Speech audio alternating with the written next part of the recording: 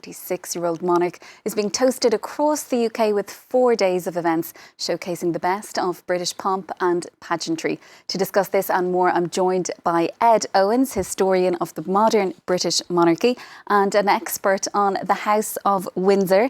Thanks so much for joining us this morning, Ed. So millions of people will be celebrating across the UK over the next 4 days, even wider afield.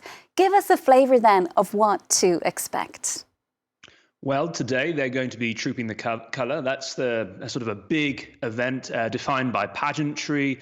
It's essentially a march past where the Queen inspects one of her military regiments. We're going to have a balcony appearance later on today and a flyover by the Red Arrows, one of Great Britain's leading air regiments. Later on, they're going to be lighting beacons, so great big bonfires, almost 3,000 of them across Britain and the Commonwealth.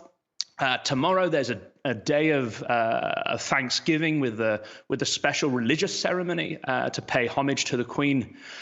Saturday is going to be defined by a big music festival organised by the BBC and the monarchy, and then on Sunday, the eating will commence. There's going to be a lot of partying across the United Kingdom and a big final fete to celebrate the Queen's long reign. It's going to be put into, if you like, into a kind of theatre. They're going to dramatise Elizabeth II's reign.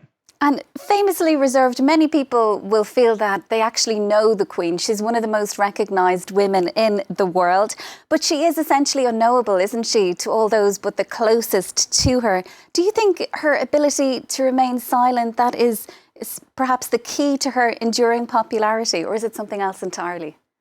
Well, I think Elizabeth II's, if you like, greatest achievement is that she is an exceptional constitutional monarch. She has kept her own views, especially her political opinions, very close to her chest.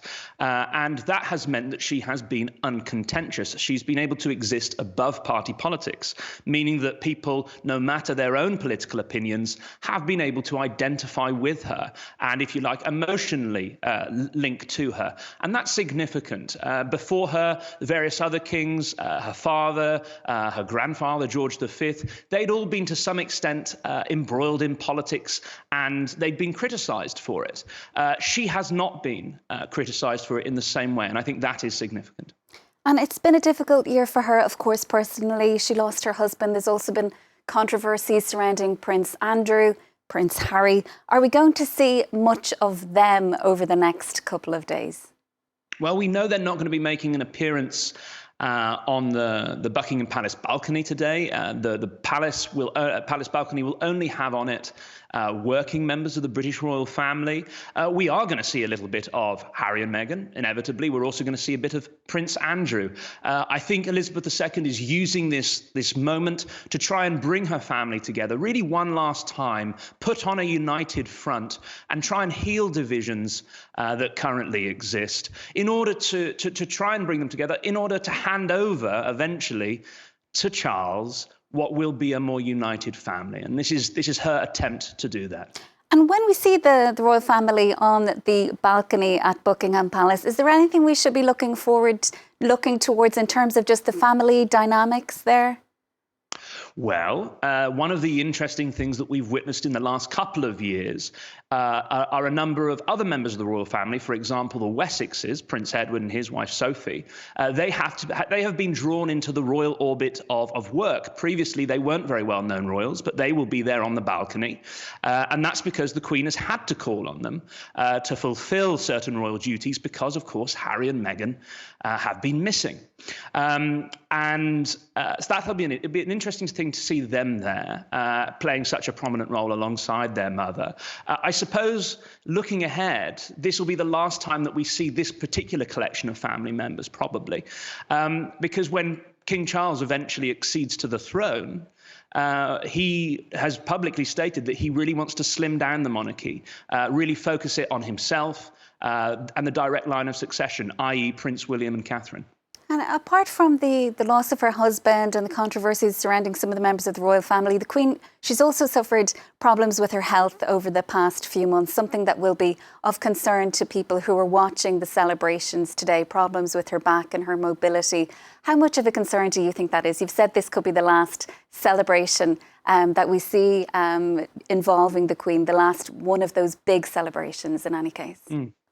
Clearly, the Queen's health has significantly deteriorated over the course of the last year. She had her back problems, as you suggested, towards the end of last year. That meant that she wasn't able to attend the Remembrance Day services in November.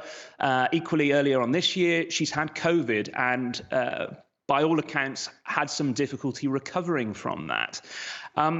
We are witnessing a monarch who is retiring essentially from public duties, who is taking a back seat and is letting her heir and eldest son take on, if you like, the main responsibilities that would usually be performed by the monarch.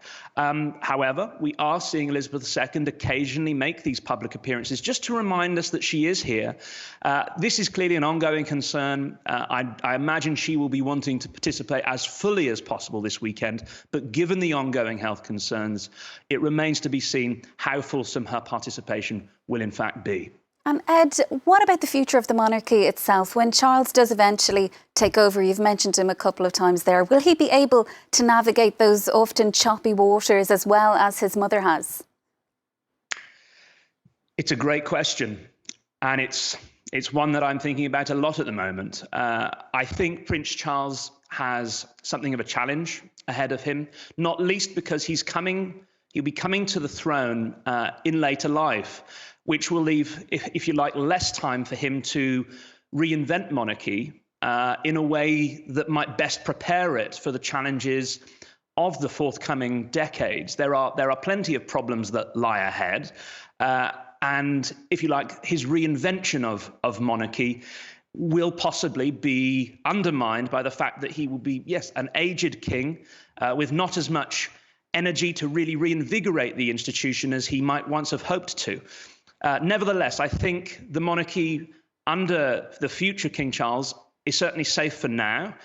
I think there will be a lot of enthusiasm for the reign of William and Kate. And in that respect, Charles will play something of a holding role before we get finally to the reign of William and Catherine. Okay, we'll leave it there, Ed. But thank you so much for your time this morning. That's historian Ed Owens, expert on the House of Windsor.